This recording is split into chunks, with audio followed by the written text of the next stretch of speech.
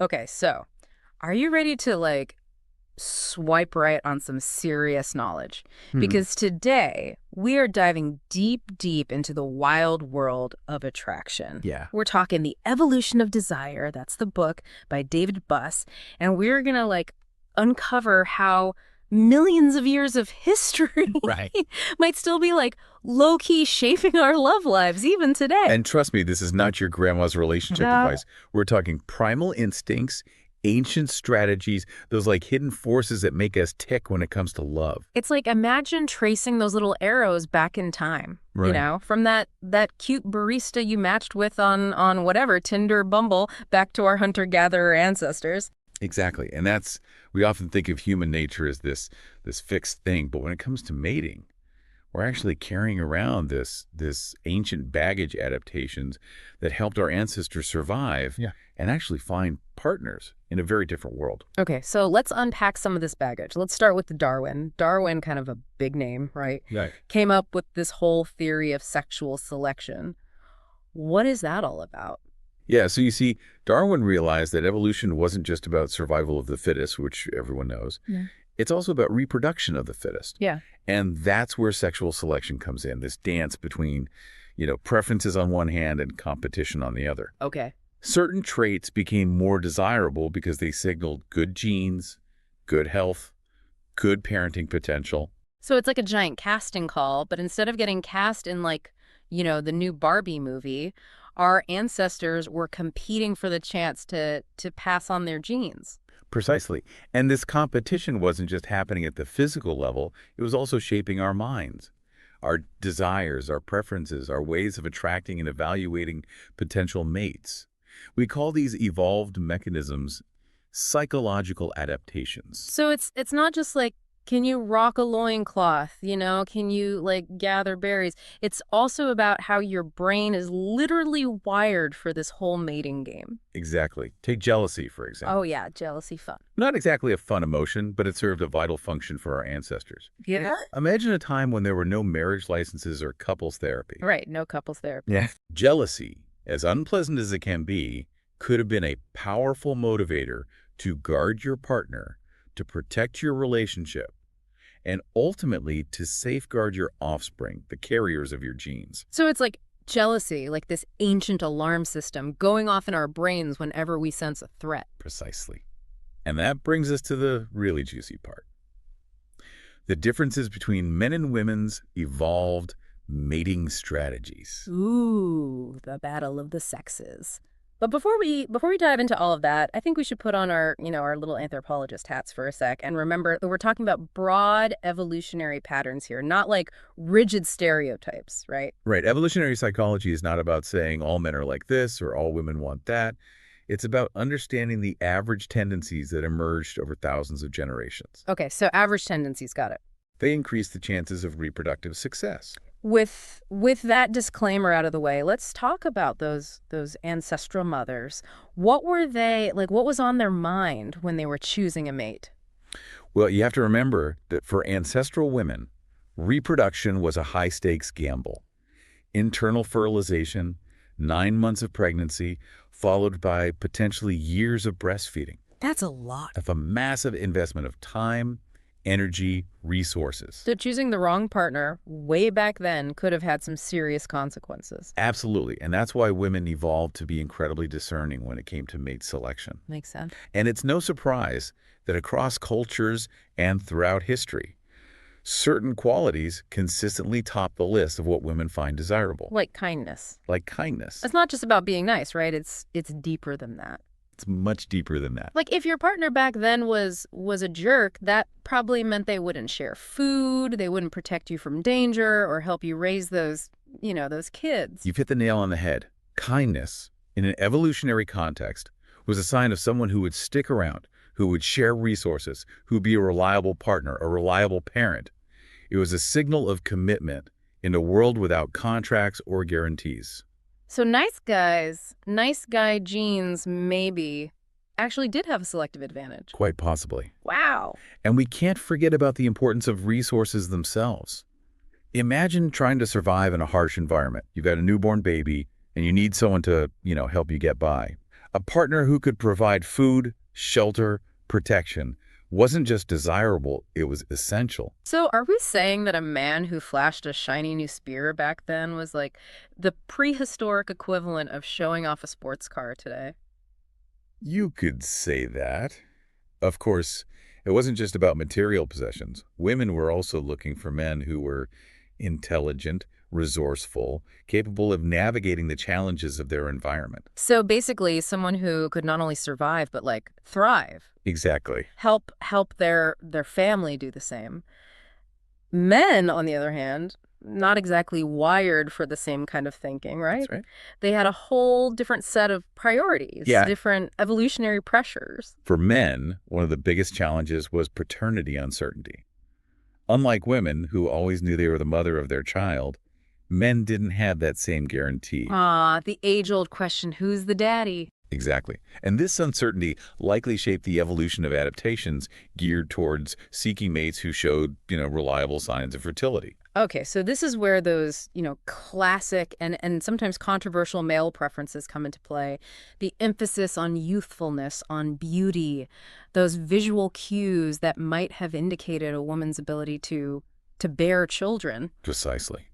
But we have to remember that these adaptations were honed in an environment vastly different from our own. Right. No Instagram filters back then. Imagine a world without makeup, plastic surgery, Instagram filters. Yeah. Our ancestors were responding to natural cues that were generally reliable indicators of fertility. So are we kind of like tricking our ancient brains with today's beauty standards? Because, I mean, those digitally altered images, they're everywhere. Are we triggering those deepest desires in ways they never could have imagined? That's a fascinating question. Yeah. What we do know is that our brains are still wired to respond to those visual cues, even if those cues are now often manipulated or exaggerated. And speaking of potentially uncomfortable topics, we should at least acknowledge, Buss's findings about men's preference for younger women. Now, it's crucial to approach this topic with sensitivity and nuance. Yeah. Remember, we're not here to endorse or judge these preferences. We're simply trying to understand the evolutionary logic that might have shaped them. Right, so it's not about saying it's okay to discriminate based on age, but it's about recognizing that these preferences, they exist. And they might have these deep roots in our evolutionary past. Our goal is to understand the complex interplay between nature and nurture, between our evolved psychology and our modern social context. So we've been talking about, like finding a partner, but what about that moment when things get real? Right. Like, what about the flip side, The breakups. Breakups, not exactly a fun topic, Right. but they are like as much a part of the human experience as finding love in the first place. Absolutely. And you know what? The evolutionary perspective can actually offer some surprising insights into this often messy aspect of our love lives. For one thing, breakups, they're not a modern invention. Oh, really? They were quite common throughout human history. I guess we tend to like romanticize the past, right? Imagine everyone's pairing up for life, like a Disney movie. Right. But the reality was much more complex. Think about the challenges our ancestors faced. Mhm. High mortality rates, resource scarcity, tribal conflicts. It's easy to see how relationships wouldn't always stand the test of time. Right. So it wasn't just about finding any partner, but finding one who was, likely to stick around Right. and hopefully not die in a hunting accident next week or something. The stakes were high. Exactly. Death was certainly a major factor. But even in those relationships that didn't end in tragedy, there were other pressures that could lead to a split. Imagine, a partner who couldn't pull their weight, Yeah. who became infertile or lost their ability to provide or protect. Those situations that could significantly impact a couple's chances of survival, of raising offspring. So it was like less about till death do us part and more like as long as you're useful. Well, I wouldn't put it quite like that, but I'm kidding. But yeah, those ancient vows, they weren't just about love and commitment like we think of them today. They were also about, survival, right? About picking a partner who actually increased your odds in a very unforgiving world. Right, right. And so this is kind of interesting because it's like, you're saying that our brains, they still carry around these ancient mechanisms, these subconscious calculations about a partner's value, Hmm. even if we don't even realize it. Exactly. It's not that we're consciously thinking, okay, what are my chances of reproductive success with this person? But those deep evolved mechanisms are still influencing our feelings, our behaviors. We're like, when I get that gut feeling that something's off in a relationship, but I can't quite explain why, it's like my inner caveman, cave woman, cave person is sending me a warning signal. Exactly. You could think of it that way. It's like this ancient wisdom, this deep evolutionary history whispering in your ear. Wow. I'm starting to feel like my brain is like this time capsule full of like ancient dating advice. Okay, but this idea that our minds are still like tuned into those ancestral cues, it really makes sense, especially when you think about um, infidelity. Yes. Cheating. It's like a classic example of a behavior that triggers those deep-seated evolutionary alarms, right, for both men and women. Absolutely. I mean, look, cheating, it's never fun for anybody, but it seems like it would have been especially devastating for our ancestors. Yeah, absolutely. For men, infidelity, it threatened their paternity certainty, right? Yeah. That age-old fear of investing resources in offspring that might not even be their own. And for women, it wasn't just about, like the hurt feelings, the emotional betrayal. It also meant like risking the loss of a partner's resources protection, which like back then that was everything. Precisely. So infidelity, it wasn't just a personal betrayal. It was a threat to the entire family unit, which in those days the family unit was the survival unit. So no wonder it triggers such like intense reactions even today. So infidelity, big no-no for our ancestors. Hmm. What other behaviors would have set off those ancient alarm bells? What else? Well, Buss actually talks about the surprising importance of kindness as a predictor of relationship success. Wait, kindness. Kindness. Really? Yeah. That seems almost like too obvious. I know, right? But think about it. In a harsh and unpredictable environment, cooperation was key to survival. Kindness wasn't just, a nice to have. It was a valuable signal that your partner was willing to share, to help, to be a reliable teammate in facing life's challenges. So like being a jerk wasn't just like bad manners back then. It was practically a relationship death knell. You could say that if your partner consistently displayed, selfishness, cruelty, a lack of empathy, it was a strong indicator that they wouldn't be a reliable or supportive mate. And like those qualities probably don't exactly make for a great co-parent either. Exactly. And it's fascinating to see how these ancient adaptations still play out today. Think about the reasons people give for breakups. Lack of emotional support, constant criticism, feeling unappreciated. These are all echoes of that primal need for a partner who is kind, who is cooperative, who is willing to invest in the relationship. Wow. Kindness. It's not just a hallmark sentiment. It's like this fundamental part of what makes us human, I guess, and what draws us together. Precisely. But let's be honest, the mating game isn't always about, finding that kind, supportive partner who will help raise your cave babies. Sometimes it's about getting what you want, even if it means bending the rules a little. Okay, you're reading my mind. Let's talk about the more, shall we say, strategic side of human mating. After all, breakups were common, the competition was fierce, and our ancestors weren't exactly above a little bit of harmless trickery to get ahead. So, ancient strategies, little prehistoric game playing. I'm ready. What kind of like tactics did our ancestors use to get ahead in this whole mating market? Well, deception actually was surprisingly common. And Really? both sexes had their own versions. Men, for instance, might exaggerate their resources or status Yeah. to appear more desirable. So that whole fake it till you make it thing, that's like hardwired into our DNA. You could say that. Think about it. In a world without, credit checks or social media background checks, it was much easier to kind of get away with a little embellishment. And for men, facing intense competition from mates, a slightly inflated self-presentation, that might have been the difference between passing on their genes and being left out in the cold, so to speak. So that guy at the watering hole boasting about his hunting skills might have been a total newbie with a spear. Could be. Okay, okay. What about the women? Did they have any tricks up their sleeves? Oh, absolutely. Women, they were masters of signaling. They might, you know, enhance their appearance to kind of accentuate those markers of youth and fertility that we talked about earlier. So like strategically placed flowers, maybe some berry stained lips. Maybe a little bit of that. A little Stone Age smoky eye, but it wasn't like just about looking good, right? It was more to it than meets the eye, so to Oh, speak. 'cause women might feign greater sexual interest than they actually felt, especially if they were trying to, to secure a commitment from a desirable mate. So a little strategic flirting to see if a guy was in it for the long haul. Precisely. Remember, Yeah. commitment often translated into resources, into protection, which again were essential for a woman's survival Really? and reproductive success. High stakes. Ex- So a bit of calculated coyness could go a long way. It's amazing how these like ancient games of attraction still resonate today, even if we don't always like realize what's going on beneath the surface.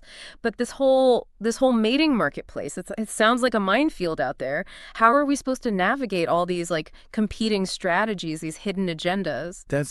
That's where I think understanding our evolutionary past can be so empowering. Right. It's not about, you know, judging these behaviors as right or wrong, Yeah. but simply about, recognizing that they exist. Yeah. We're all walking around with this ancient legacy, these instincts, these desires that were shaped by forces far, far beyond our conscious awareness. So it's like we've inherited this ancient playbook, but we have the option to rewrite the ending maybe. Exactly. And one of the, I think, most important concepts to emerge from, evolutionary psychology is this idea of error management theory. Error management theory, right, right. You've mentioned this before. Break it down for us one more time. What's that all about? Yeah.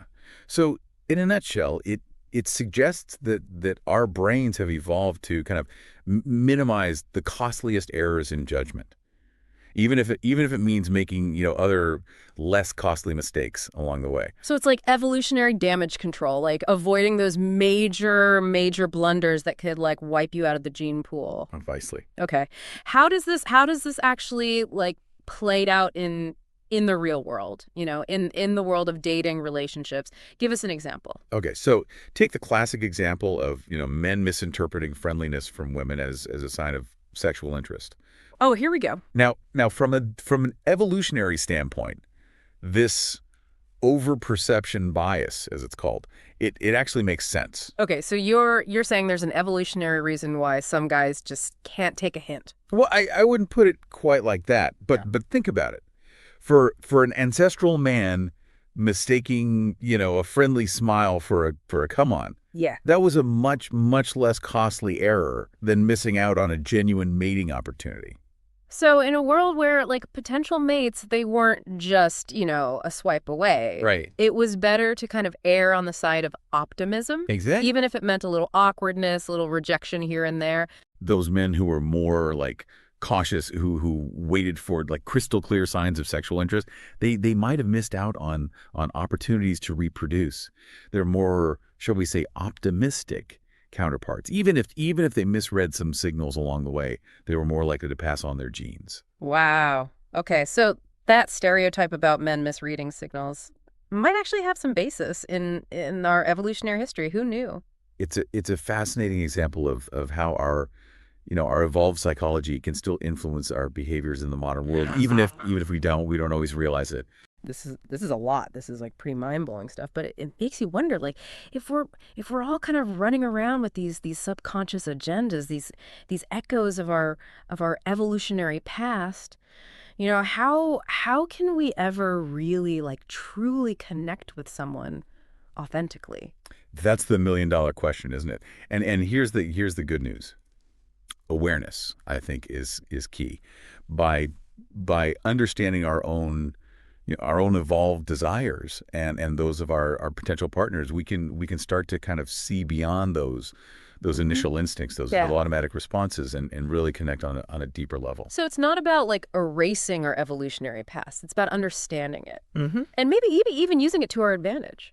Exactly. We can't simply, shut off those ancient mechanisms, but we can become more conscious of them. And Right. that awareness, I think, gives us more choice, more freedom to create relationships that are both fulfilling and meaningful. So instead of feeling like trapped by our evolutionary legacy, we can use it as a tool, as a springboard for greater understanding, both of ourselves and those that we love. Exactly. That's actually incredibly empowering. It is empowering, and Yeah. and ultimately that's what makes us human, right? Yes. Our capacity to reflect, to learn, and to choose our own path, even as we carry the echoes of millions of years of evolution within us.